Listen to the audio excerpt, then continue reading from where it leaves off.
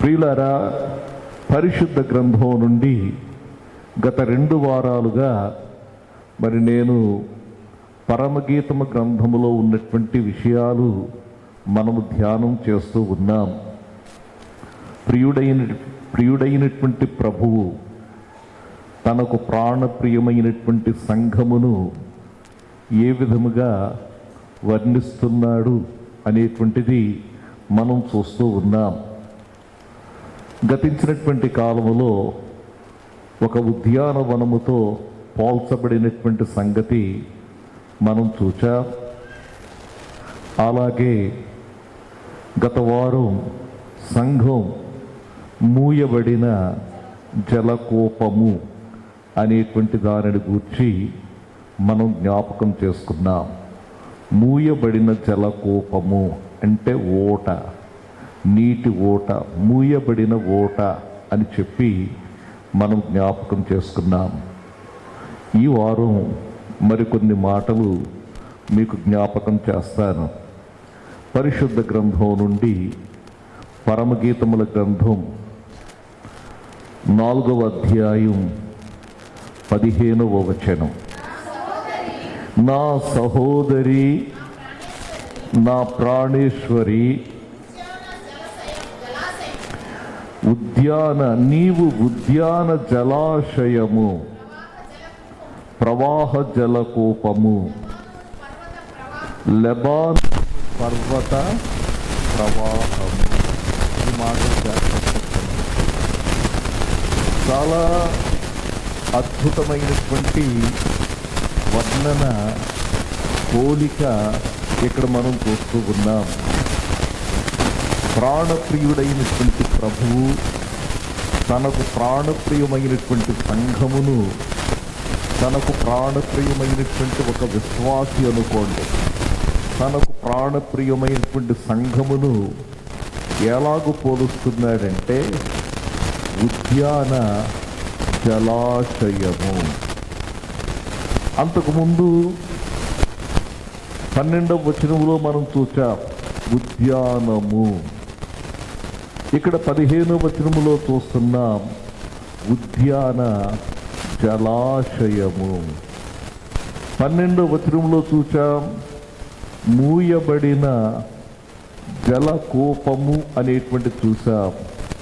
15వ వచనంలో మనం చూస్తున్నాం జలాశయము, ప్రవాహ జల కోపము, లెబానోను పర్వత ప్రవాహము. ప్రియులారా, ఒక చక్కని జలాశయముతో పోల్చబడినట్లుగా మనం చూస్తూ ఉన్నాం.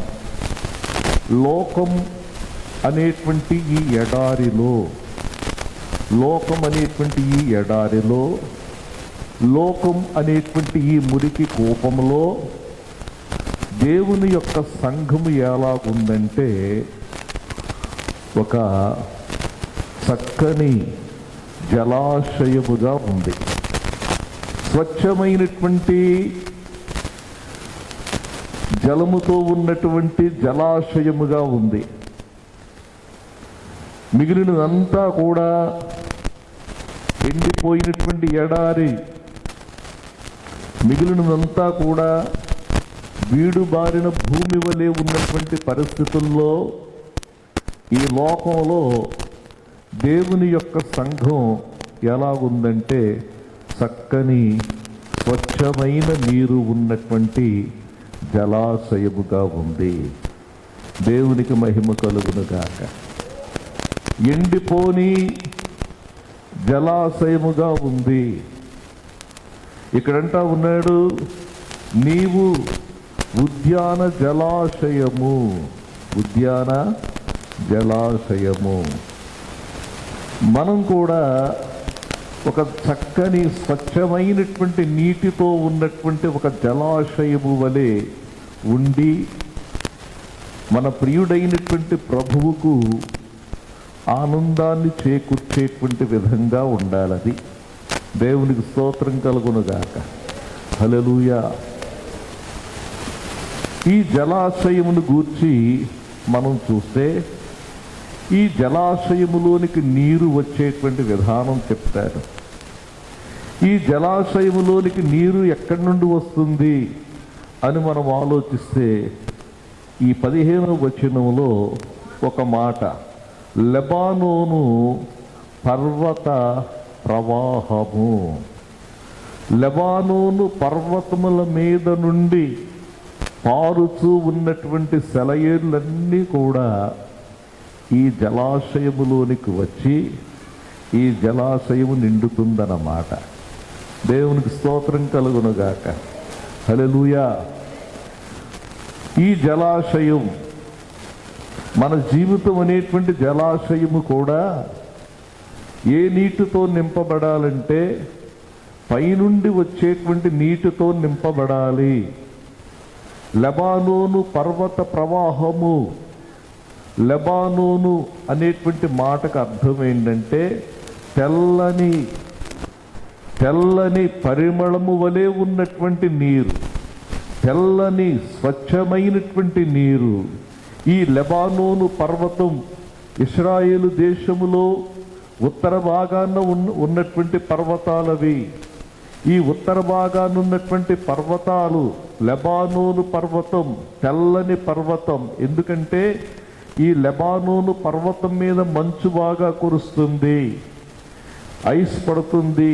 ఈ మంచు, తెల్లటి మంచు కురిసి అది కరిగి అది ఒక సెలయేరులాగా లేకపోతే ఒక జలపాతములా ప్రవహించి అది చివరకు ఈ యొక్క జలాశయము చేరుతూ ఉంది. దేవునికి స్తోత్రం కలుగునుగాక. హల్లెలూయా. ఇక్కడ కొన్ని మాటలు జ్ఞాపకం చేస్తాను. మన యొక్క జీవితాలు అలాగే సంఘంలో కూడా పైనుండి వచ్చేవి చేరి మన యొక్క జలాశయములు నిండాలి. స్వచ్ఛమైనటువంటి నీటితో ఈ జలాశయము నిండాలి. దేవునికి స్తోత్రం కలుగునుగాక. హల్లెలూయా.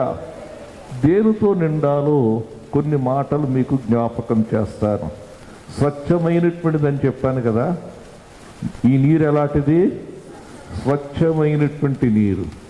ఈ స్వచ్ఛమైనటువంటి నీటి వలె మన హృదయాలు కూడా ఈ స్వచ్ఛమైనటువంటి దానితో నింపబడాలి అనేటువంటి మాటను జ్ఞాపకం చేస్తా ఉన్నాను. దేవునికి స్తోత్రం కలుగునుగాక. హల్లెలూయా. దేవుని యొక్క వాక్యములో మనం చూస్తే 119వ కీర్తనలో ఈ మాట మనం చూస్తూ ఉన్నాం. 119వ కీర్తన 140వ వచనం. నీ మాట మిక్కిలి స్వచ్ఛమైనది, అది నీ సేవకునికి ప్రియమైనది. చాలండి. నీ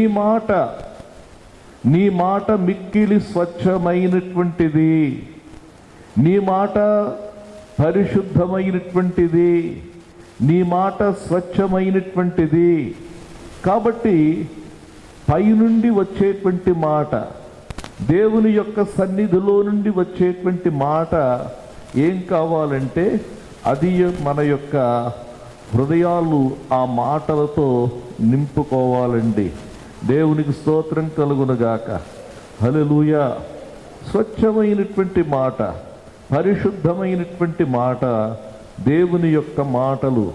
దేవుని యొక్క మాటలు, పైనుండి వచ్చేటువంటి మాటలు మన హృదయాలు నింపబడాలి అనేటువంటి మాటను జ్ఞాపకం చేస్తా ఉన్నాను.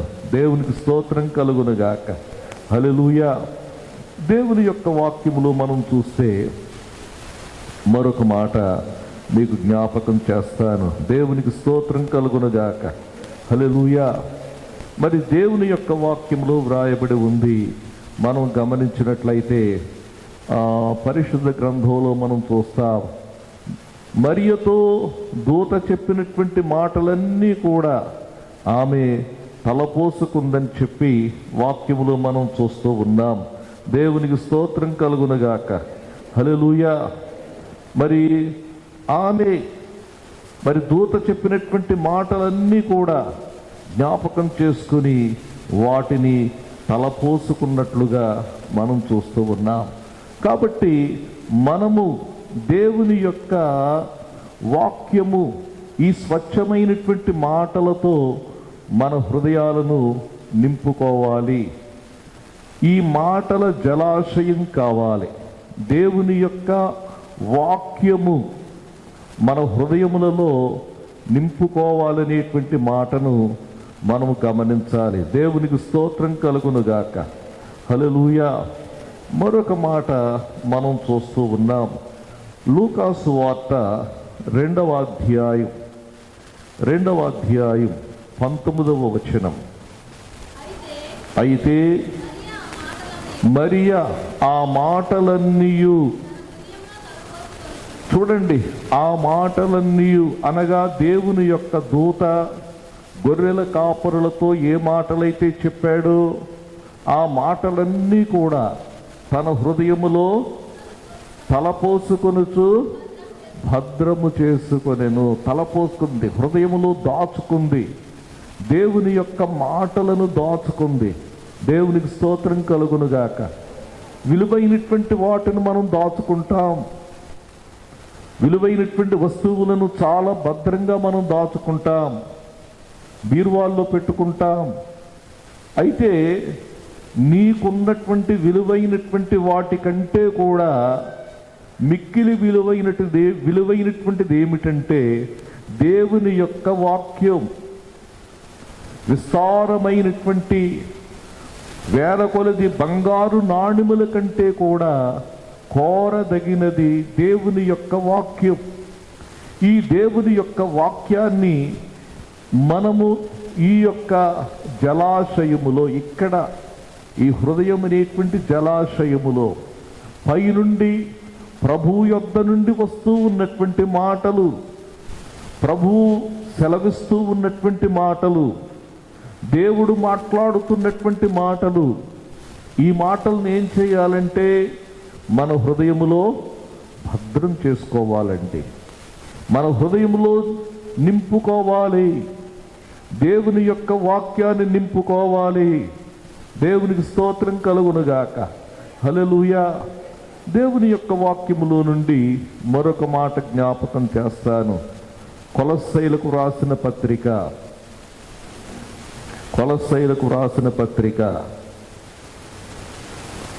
3వ అధ్యాయం 16వ వచనం చదవండి.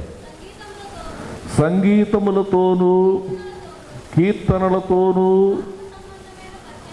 ఆత్మ సంబంధమైన పద్యములతోనూ ఒకనికొకడు బోధించుచు బుద్ధి చెప్పుచు కృపాసహితముగా మీ హృదయములలో దేవుని గూర్చి గానము చేయుచు సమస్త విధములైన జ్ఞానముతో, సమస్త విధములైనటువంటి జ్ఞానముతో క్రీస్తు వాక్యమును మీలో సమృద్ధిగా నివసింపనీయుడి. దేవుని స్తోత్ర. క్రీస్తు వాక్యం, దేవుని యొక్క వాక్యం మన హృదయములలో సమృద్ధిగా నివసించాలి. దేవునికి స్తోత్ర. హల్లెలూయా. ఈ వాక్యం మనలో సమృద్ధిగా నివసించాలని చెప్పి దేవుని యొక్క వాక్యములో మనం చూస్తూ ఉన్నాం. వాక్యముతో మనము నింపబడాలి. ఎప్పుడైతే వాక్యముతో మనం నింపబడ్డామో మన హృదయములో ఏదైతే ఉంటుందో అది నోట వస్తుంది. దేవునికి స్తోత్రం కలుగునుగాక. హల్లెలూయా. ప్రభు అయినటువంటి యేసయ్య మాట్లాడుతూ ఈ మాటలు చెప్పారు. చూడండి, మత్తయి సువార్త 12వ అధ్యాయం 34వ వచనం. సర్ప సంతానమా, మీరు చెడ్డవారయ్యుండి, చూడండి, మీలో ఉన్నదేంటో తెలుసా? వాక్యము లేదు. మీలో వాక్యము లేదు. మీరు ఎలాగూ మంచి మాటలు మాట్లాడగలరు? సర్ప సంతానమా, మీరు చెడ్డవారయ్యుండి ఎలాగూ మంచి మాటలు పలుకగలరు?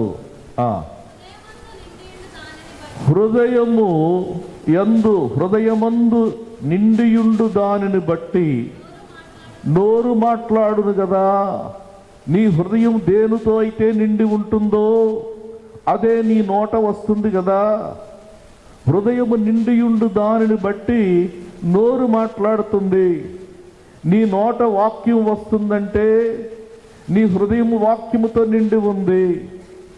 నీ నోట చెడ్డ మాటలు వస్తున్నాయంటే చెడ్డవన్నీ కూడా నీ హృదయము నిండి ఉన్నాయి. కాబట్టి ఏ దేనితో మనం నిండి ఉన్నాం? ఈ జలాశయము స్వచ్ఛమైన నీటితో నిండిన జలాశయముగా ఉందా? ఇది నా ప్రశ్న. స్వచ్ఛమైనటువంటి జలాశయము. ఇక్కడ మనం చూస్తూ ఉన్నాం, సజ్జనుడు తన ధననిధిలో నుండి సద్విషయములను తెచ్చును. సజ్జనుడు తన ధననిధిలో నుండి సద్విషయములను తెచ్చును. దుర్జనుడు తన చెడ్డ ధననిధిలో నుండి దుర్విషయములను తెచ్చును.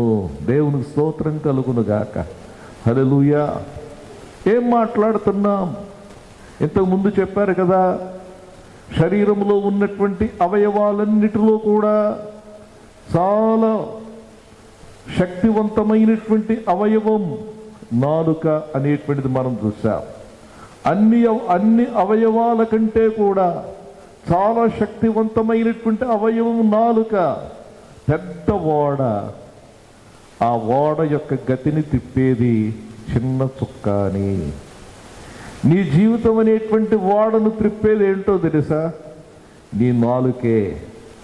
నువ్వేదైతే మాట్లాడుతున్నావో, నువ్వు దేనితో అయితే నిండి ఉంటావో నీవు దానిని మాట్లాడతావు. మనం మాట్లాడే ముందు మనలో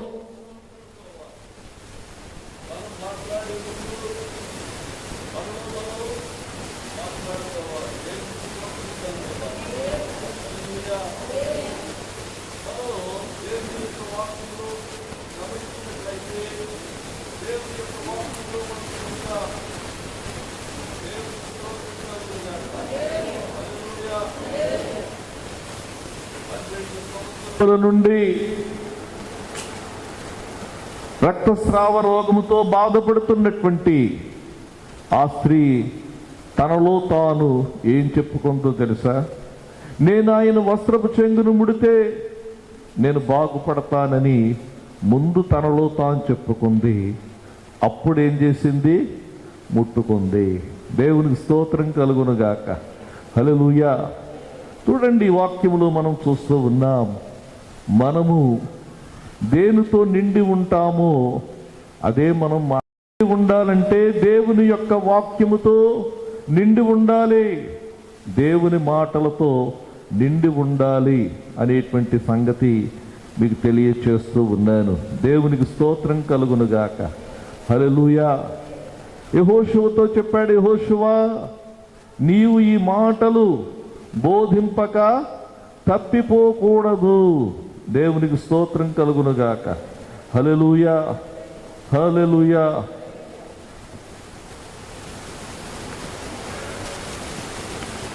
నీవు ఈ మాటలు బోధింపక తప్పిపోకూడదు. దేవునికి స్తోత్రం. మాట్లాడాలి, దేవుని యొక్క మాటలు మాట్లాడాలి. మరొక మాట జ్ఞాపకం చేస్తారు. చాలాసార్లు మనం మాట్లాడకూడని మాటలు మాట్లాడుతూ ఉంటాం. కీర్తనల గ్రంథం 35వ కీర్తన 27వ వచనం చూడండి.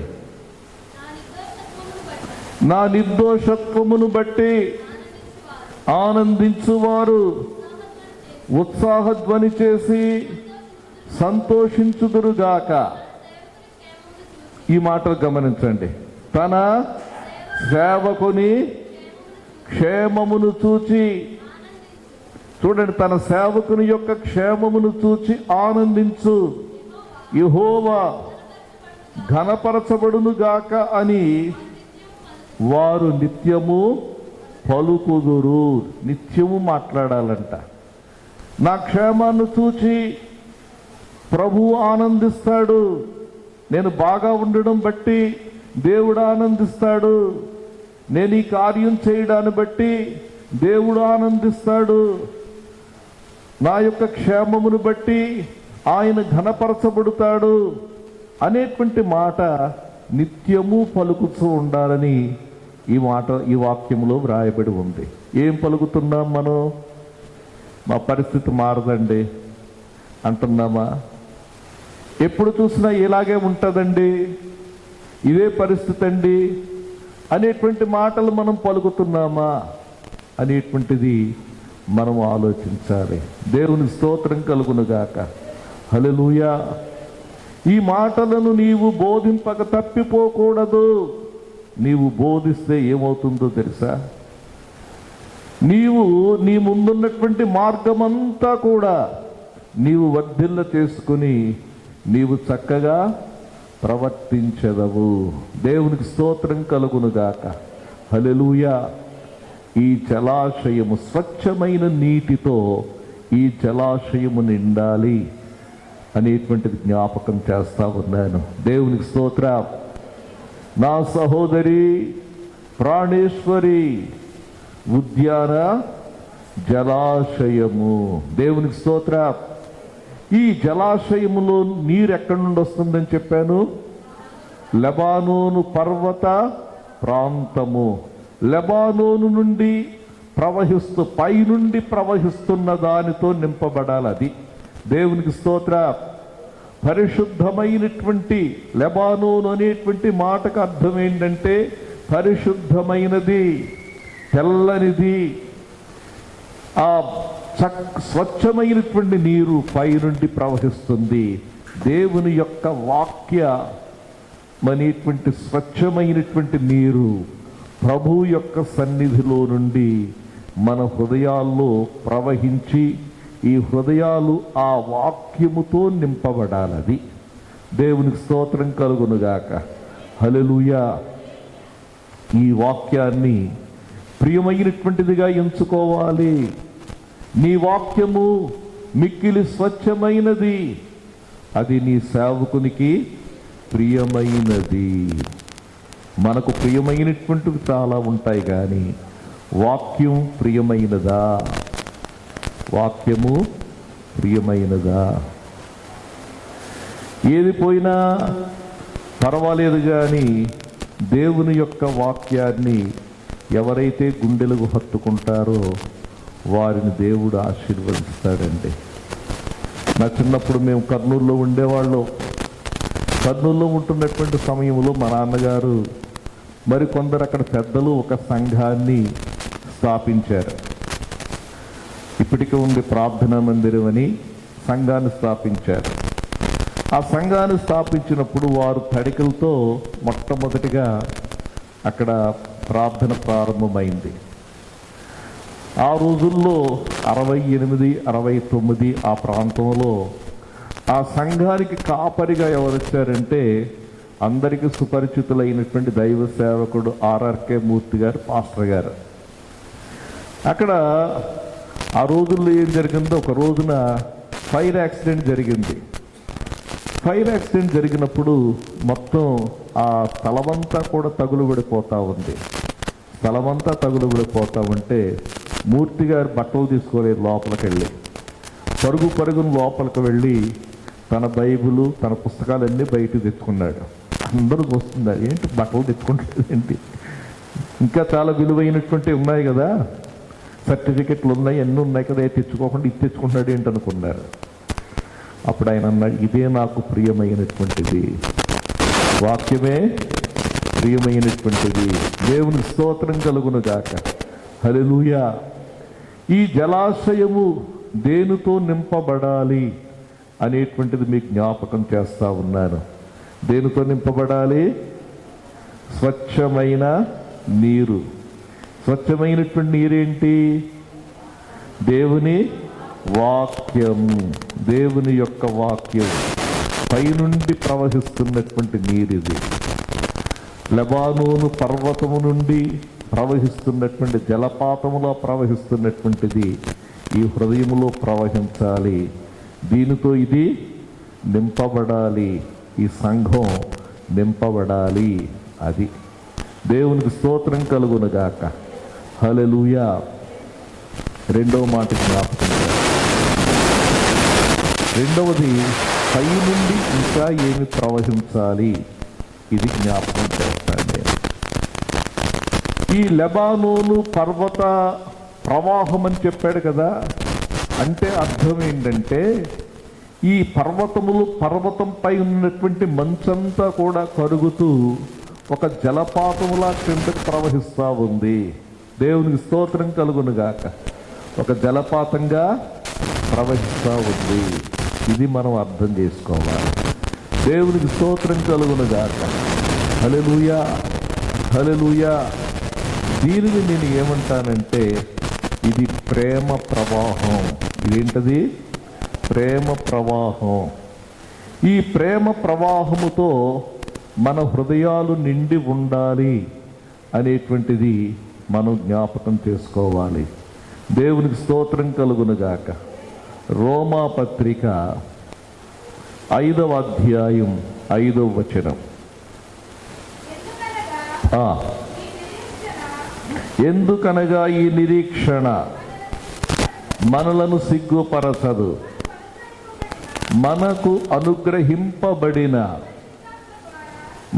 అనుగ్రహింపబడిన పరిశుద్ధాత్మ ద్వారా దేవుని ప్రేమ మన హృదయములలో కృమ్మరింపబడి ఉన్నది.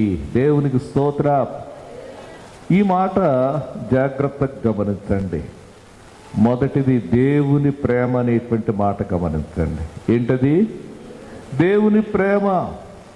అన్ని ప్రేమల కంటే ఉన్నతమైనటువంటి ప్రేమ దేవుని యొక్క ప్రేమ. దేవునికి స్తోత్రం. దేవుని ప్రేమ శరీర సంబంధమైనటువంటి ప్రేమ కాదు. దేవుని ప్రేమ స్వార్థముతో కూడినటువంటి ప్రేమ కాదు.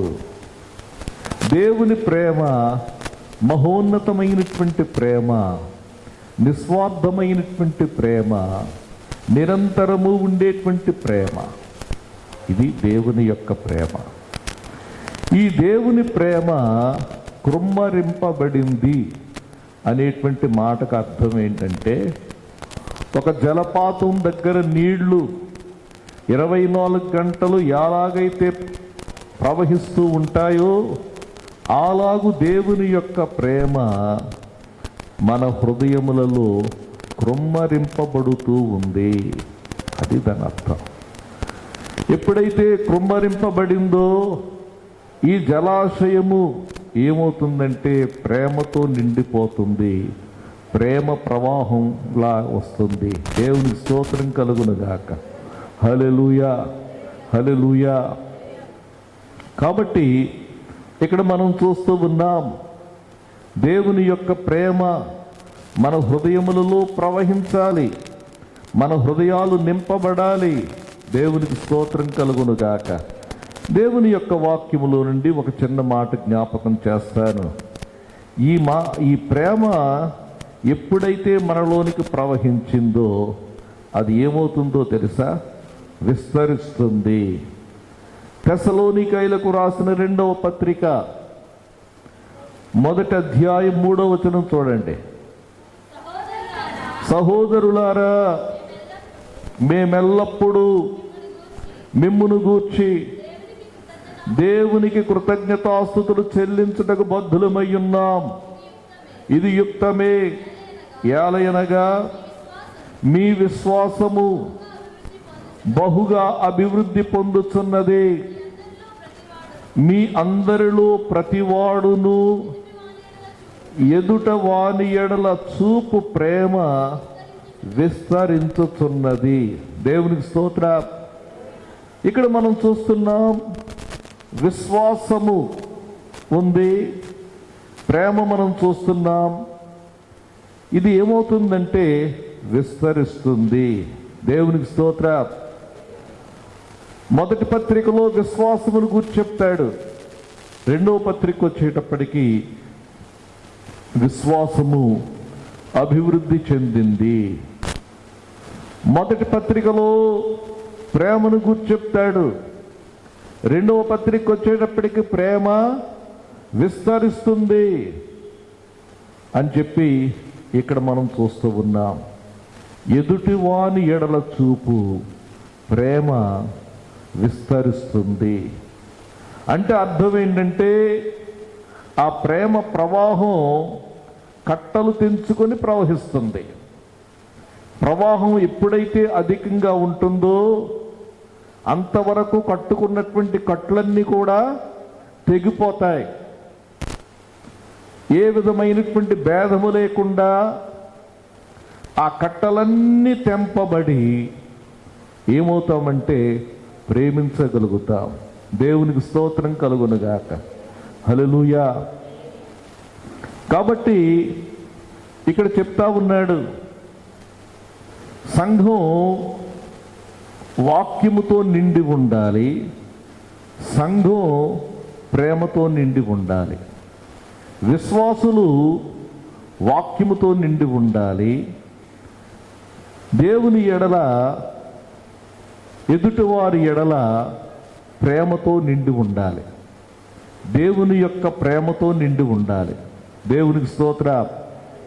ఈ యొక్క జలాశయం దేనితో నిండి ఉంది అనేటువంటిది మనం ఆలోచించారండి. దేవునికి స్తోత్రం కలుగునగాక. హల్లెలూయా, హల్లెలూయా. దేనితో నిండి ఉంది? ప్రేమ అన్నిటికంటే సర్వోత్తమమైనటువంటి మార్గము అని చెప్పి అపోస్తలుడైనటువంటి పౌలు గారు చెప్పాడు. సర్వోత్తమమైన మార్గమైన ప్రేమతో మనము నిండి ఉన్నామా అనేటువంటిది మనం ప్రశ్నించుకోవాలి. దేవునికి స్తోత్రం కలుగునగాక. హల్లెలూయా. ప్రేమతో మనము నిండి ఉండాలి. యేసయ్య మనలను ఎలా ప్రేమించాడు అనేటువంటిది మనం జ్ఞాపకం చేసుకోవాలి. దేవుని యొక్క వాక్యములో మనం చూస్తూ ఉన్నాం, ఆయన మన పట్ల ఎలాంటి ప్రేమ చూపించాడు అనేటువంటిది మనం చూస్తే దేవుని యొక్క వాక్యములో వ్రాయబడి ఉంది. రోమాపత్రిక 5వ అధ్యాయం 8వ వచనం. అయితే దేవుడు మన ఎడల తన ప్రేమను వెల్లడి పరచుచున్నాడు. మన ఎడల తన ప్రేమను వెల్లడి పరచుచున్నాడు. చూడండి ఎలా వెల్లడి పరిచాడంటే, మనం మంచివారం కాకపోయినా ప్రాణం పెట్టాడు. అది ఏలయనగా మనమింకనూ పాపులమై ఉండగానే క్రీస్తు మన కొరకు చనిపోయెను. మనమింకా పాపములు ఉండగానే, మనమింకా భక్తిహీనులుగా ఉండగానే, మనమింకా బలహీనులుగా ఉండగానే క్రీస్తు ప్రాణం పెట్టాడు. ఇందులో ప్రేమను మనం చూస్తూ ఉన్నాం. ఇలాంటి క్రీస్తు యొక్క ప్రేమ, దేవునికి స్తోత్రం కలుగునుగాక. క్రీస్తు ప్రేమ ఉన్నత ప్రేమ. ఈ ప్రేమను వర్ణించడానికి మాటలు చాలవు. ఒక భక్తుడు అంటాడు, ఏలగు పాడను నేను, ఎన్నో పాటలు కలవు, ఏలగు పాడను నేను, ఎన్నో పాటలు కలవు, ఏలగు పాడిన ఆడిన యేసు ప్రేమ చెప్పలేరు ఎవ్వరు, ఏలగు పాడిన ఆడిన యేసు ప్రేమ చెప్పలేరు ఎవ్వరు. భూమ్యాకాశములన్నీ తెల్లని కాగితమైన, భూమ్యాకాశములన్నీ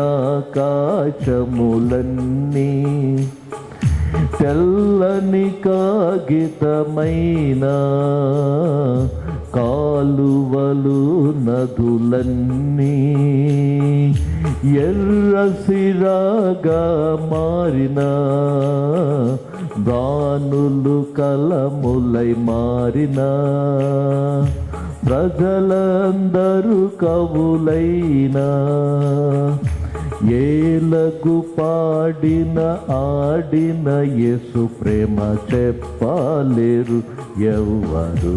ఆమేన్. సరే, వర్ణించడానికి ఎవరు చాలరు. అంటే వర్ణనకు మించినటువంటిది దేవుని యొక్క ప్రేమ. నా ప్రాణేశ్వరి, నా సహోదరి, నీవు ఉద్యాన జలాశయము. దేవునికి స్తోత్రం. ఉద్యాన జలాశయము. ఈ జలాశయములోనికి నీరు వచ్చే విధానం ఒకటి చెప్పాను. ఏంటది? లెబానోను పర్వత ప్రవాహము. దేవునికి స్తోత్రం. హల్లెలూయా. ఆ పర్వతము నుండి ప్రవహిస్తున్నటువంటి ఆ యొక్క స్వచ్ఛమైన జలము వాక్యం. ఆ స్వచ్ఛమైనటువంటి జలము ప్రేమ. మూడవ మాట చెప్పాను. మూడవది పైన జ్ఞానము. సంఘంలో దేవుని యొక్క జ్ఞానం ఉండాలండి. దేవునికి స్తోత్రం కలుగునుగాక. దేవుని యొక్క జ్ఞానముతో మనము నింపబడాలి. జ్ఞానము రెండు రకాలుగా ఉంది. ఈ జ్ఞానము ఒకటేంటంటే భూ సంబంధమైనటువంటి జ్ఞానం. ఈ భూ సంబంధమైనటువంటి జ్ఞానము, పైనుండి వచ్చేటువంటి జ్ఞానము. ఈ రెండు కూడా ఒకదానికొకటి భిన్నమైనటువంటివిగా గమనించాలి. ఒక జ్ఞానమేమో భూ సంబంధమైనటువంటి జ్ఞానము, మరొకటేమో పర సంబంధమైన లేక పైనుండి వచ్చేటువంటి జ్ఞానము. భూ సంబంధమైనటువంటి జ్ఞానం తెలివైన వారుగానే కనపడవచ్చు, కానీ మూర్ఖుల్లాగా ఉండొచ్చు కదా. తెలివైనటువంటి వారిలాగే ఉంటారు కానీ మోటి వారిలాగా ఉండొచ్చుగా. దేవుని యొక్క వాక్యములో మనం చూస్తూ ఉన్నాం. నాబాలు అనేటువంటి వాడు ఒకడున్నాడు. వీడు చాలా విస్తారమైనటువంటి ఆస్తి కలిగినటువంటి వాడు. కానీ వాని పేరు వాని గుణమును సూచించుతున్నది. లోకం దృష్టిలో వాడు చాలా తెలివైనటువంటి వాడు, లోక సంబంధమైనటువంటి జ్ఞానం కలిగినటువంటి వాడు. మోటితనము వాని యొక్క గుణము. జ్ఞానం కలిగి ఉండొచ్చు కానీ లోక సంబంధమైనటువంటి జ్ఞానం అయితే అది దాని వలన ప్రయోజనం లేదు. భూ సంబంధమైనటువంటి జ్ఞానము అది ఎలాంటిదో మనం చూస్తాం. భూ సంబంధమైనటువంటి జ్ఞానము దయ్యముల జ్ఞానమని వ్రాయబడి ఉంది. చూడండి, యాకోబు పత్రిక 3వ అధ్యాయం 15వ వచనం చూడండి. ఈ జ్ఞానము పైనుండి ప్రవహించినది కాదిది, భూ సంబంధమైనదియు ప్రకృతి సంబంధమైనదియు దయ్యముల జ్ఞానము వంటిదియు నయ్యున్నది. చాలండి. ఇది భూ సంబంధమైనది, ప్రకృతి సంబంధమైనటువంటిది, దయ్యముల జ్ఞానము వంటిది. ఇలాంటి జ్ఞానం ఉన్న చోట ఏముంటుందంటే అసూయ ఉంటుంది, మత్సరం ఉంటుంది, కలహం ఉంటుంది, అల్లరుంటుంది, ప్రతి నీచ కార్యము ఉంటుంది. ఇది లోక సంబంధమైనటువంటి జ్ఞానం. అసూయ ఉంటుంది, కలహం ఉంటుంది, అల్లరుంటుంది. ఈ జ్ఞానం ఈ జ్ఞానంతో కాదు కానీ పైనుండి వచ్చేటువంటి జ్ఞానం ఒకటి ఉంది. ఈ పైనుండి వచ్చేటువంటి జ్ఞానముతో మనం నింపబడాలి. ఈ పైనుండి వచ్చు జ్ఞానము పవిత్రతకు ప్రేరేపిస్తుంది, పరిశుద్ధ జీవితానికి ప్రేరేపిస్తుంది. ఈ పైనుండి వచ్చేటువంటి జ్ఞానం కలిగినటువంటి వాడు అపవిత్రతను ద్వేషిస్తాడు, పాపమును ద్వేషిస్తాడు.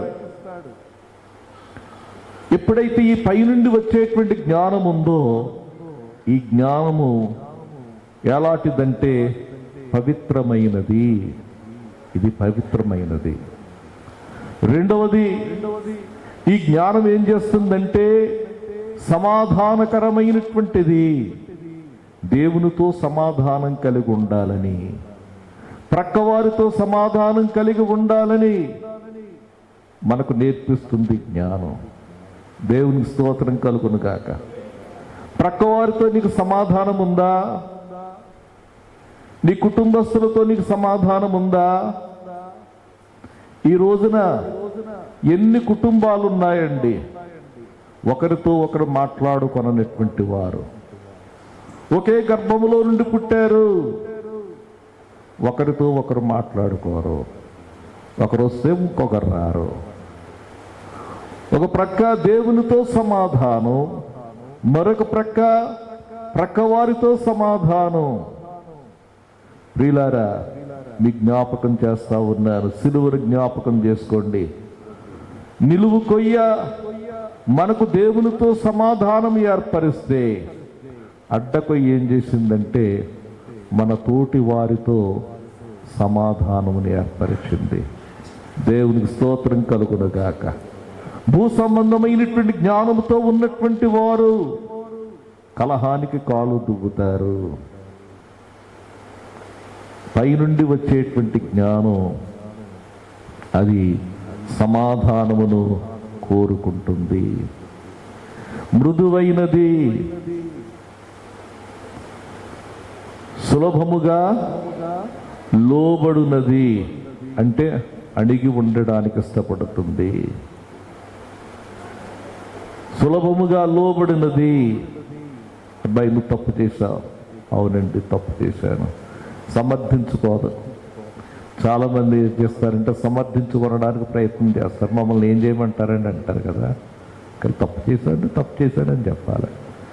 సులువుగా లోబడినది, కనికరముతోనూ మంచితనముతోనూ మంచి ఫలములతోనూ నిండుకొనినది, పక్షపాతమైనను వేషధారణ అయినను లేనిదియు నయ్యున్నది. దేవునికి స్తోత్రం కలుగునుగాక. హల్లెలూయా. ఈ జ్ఞానంతో నింపబడాలంటే అది పైనుండి వచ్చే జ్ఞానంతో ఈ హృదయం నింపబడాలి.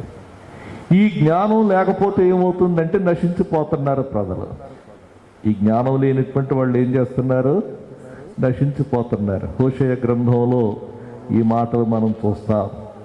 హోషేయ గ్రంథం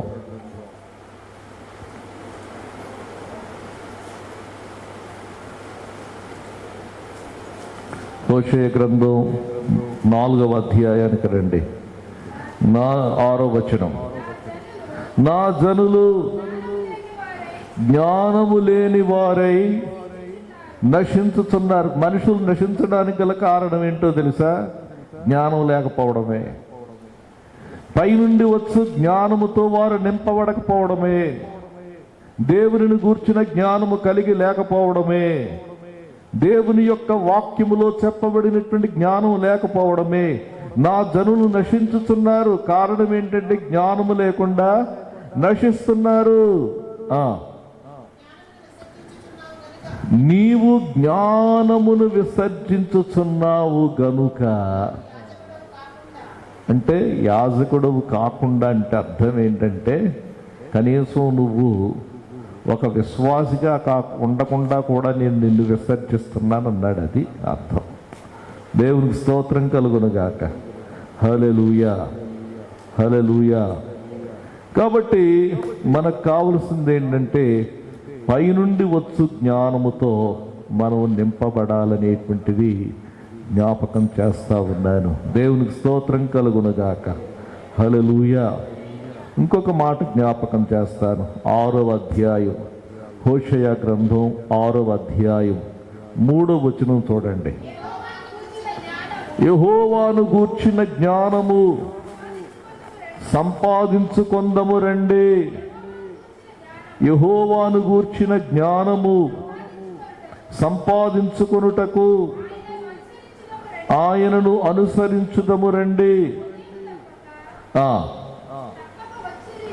ఉదయము తప్పక వచ్చు రీతిని ఆయన ఉదయించును. చాలండి, దేవునికి స్తోత్రం, హల్లెలూయా. ఆయనను అనుసరించుట ద్వారా మనం ఈ జ్ఞానమును సంపాదించుకొనగలుగుతాం. దేవునికి స్తోత్రం కలుగునుగాక. హల్లెలూయా, హల్లెలూయా, హల్లెలూయా. జ్ఞానమును సంపాదించుకొనండి. ప్రియులారా, పైనుండి వచ్చు జ్ఞానముతో మనం నింపబడాలి. సంఘంలో జ్ఞానం ఉండాలి. దేవునికి స్తోత్రం కలుగునుగాక.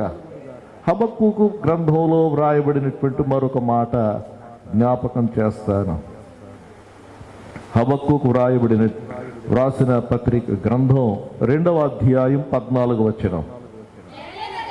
ఏలయనగా సముద్రము జలములతో నిండియుండినట్లు భూమి యెహోవా మహాత్యమును గూర్చిన జ్ఞానముతో నిండియుండును.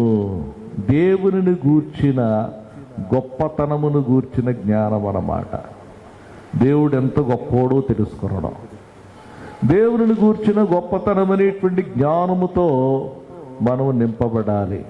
కాబట్టి ఈ జలాశయం, ఈ చెరువు దేనితో నింపబడి ఉండాలంటే స్వచ్ఛమైనటువంటి నీరు, స్వచ్ఛమైనటువంటి ప్రేమ, పైనుండి వచ్చేటువంటి జ్ఞానము, వీటితో మనం నిండి ఉండాలనేటువంటిది మీకు తెలియచేస్తూ ఉన్నాను. దేవునికి స్తోత్రం కలుగునుగాక. హల్లెలూయా, హల్లెలూయా. ఇది ఈ జలాశయమునకు నీరు ప్రవాహ జలమని చెప్పాను కదా. లెబానోను పర్వత ప్రవాహము. అంత మాత్రమే కాకుండా ఈ జలాశయమునకు నీరు రెండవ విధానం ఏంటంటే అక్కడే నీటి ఊటలు ఉన్నాయి. ఆ మాట కూడా మనం చూద్దాం. అక్కడే నీటి ఊటలు కూడా ఉన్నాయి. చూడండి 15వ వచనం.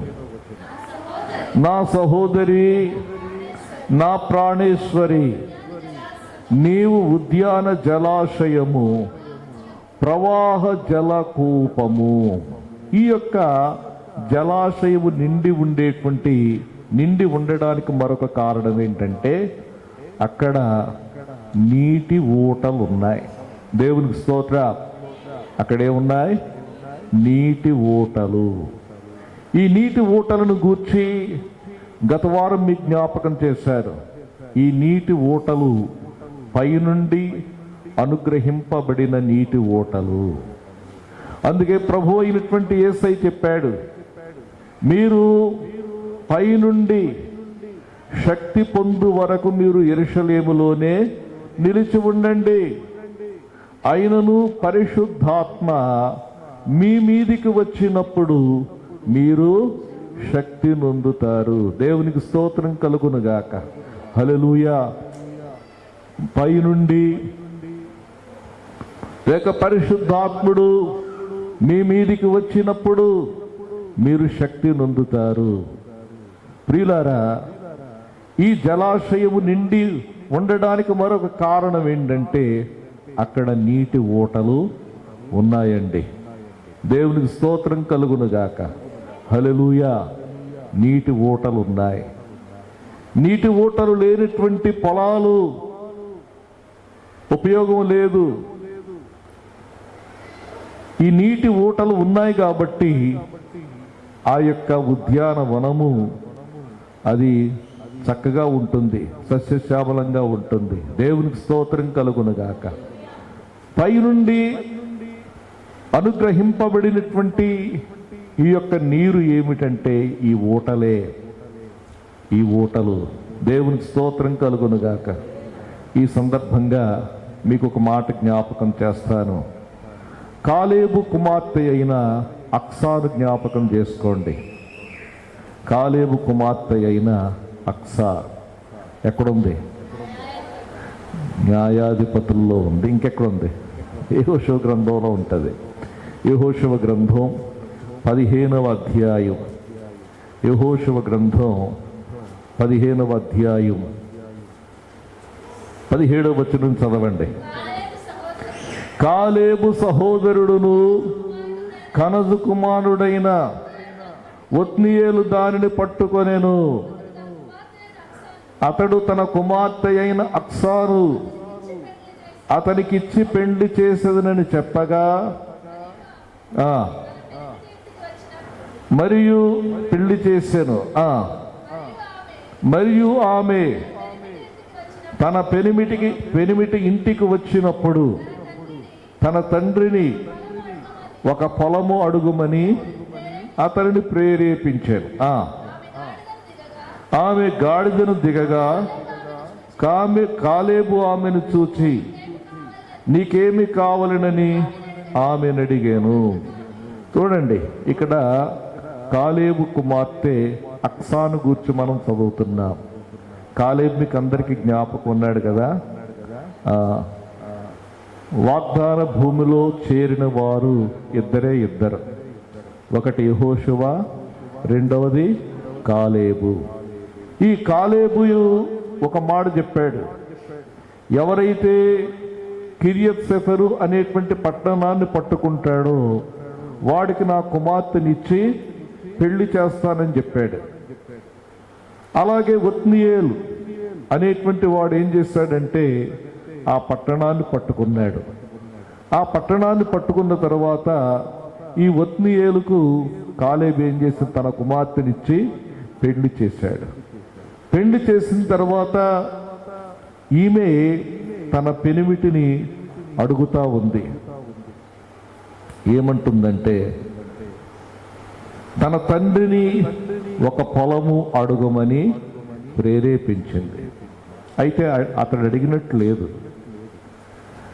అయితే ఆ తర్వాత వచనంలో మనం చూస్తాం, ఆమె గాడిదను దిగగానే కాలేబు ఆమెను చూచి, నీకేమి కావాలని అడిగాను. అమ్మ, నీకేం కావాలి అని చెప్పి అడిగాడు. అడిగినప్పుడు ఆమె అంటా ఉంది, నాకు దీవెన దయచేయము, నాకు దీవెన దయచేయి. నీవు నాకు దక్షిణ భూమి ఇచ్చి ఉన్నావు. నీవు నాకు ఇచ్చింది ఏంటంటే దక్షిణ భూమి, అంటే క్రింద ఉన్నటువంటి స్థలం ఇచ్చావు నువ్వు. అయితే నీటి మడుగులు నాకు కావాలి, నీటి మడుగులు కావాలి. నీటి మడుగులను నాకు దయచేయి. భూమి ఇచ్చావు కానీ దానిలో మడుగులు లేవు. నీటి మడుగులు ఉన్నటువంటి ప్రదేశం నాకు కావాలి. నీటి మడుగులు కావాలి. నీటి మడుగులు లేకపోతే ఎలా ఉంటుంది చెప్పండి అమ్మా? నీటి మడుగులు లేకపోతే ఎలా ఉంటుంది? ఎడారి. నీటి మడుగులు లేకపోతే ఎంత ఉన్నా ఉపయోగం లేదు. సముద్రం పక్కనే 100 ఎకరాలు ఉన్నాయండి, ఏంటి ఉపయోగం చెప్పండి? ఏ ఉపయోగం లేదు కదా. అయితే ఈమె అడుగుతా ఉంది, నువ్వు నాకు దక్షిణ భూమి ఇచ్చావు, నాకు నీటి మడుగులు కావాలి. నీటి మడుగులు కావాలన్నప్పుడు ఆయన ఏం చేశాడో తెలుసా? మెరక మడుగులు, పల్లపు మడుగులు ఇచ్చాడు. దేవుని స్తోత్ర.